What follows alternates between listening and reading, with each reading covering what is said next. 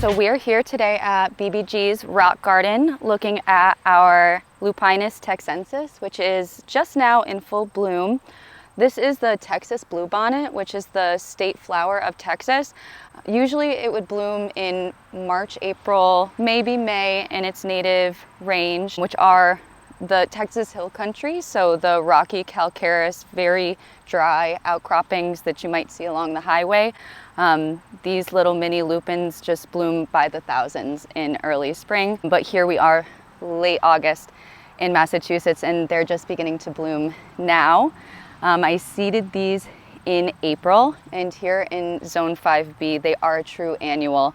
So these will not come back. Their seed does not reliably overwinter in the soil either, so we will just have to collect it and save it and start it as an annual again next year. But what's really good about this plant is that when I brought the seed back from Texas, I just spread it here, marked it off. I have never watered it, and I just let it go. So it really does like thin, rocky soil.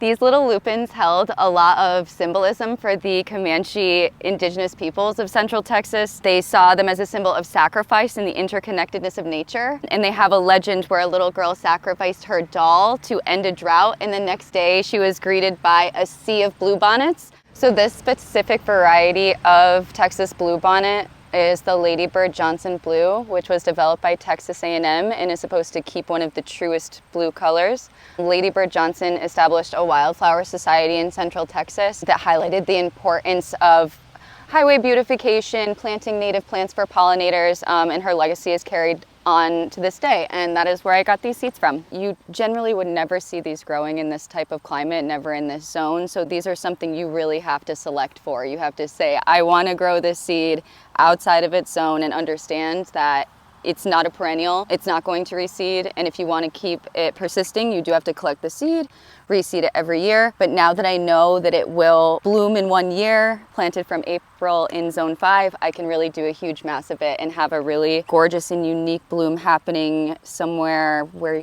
you wouldn't be able to see it normally for thousands of miles.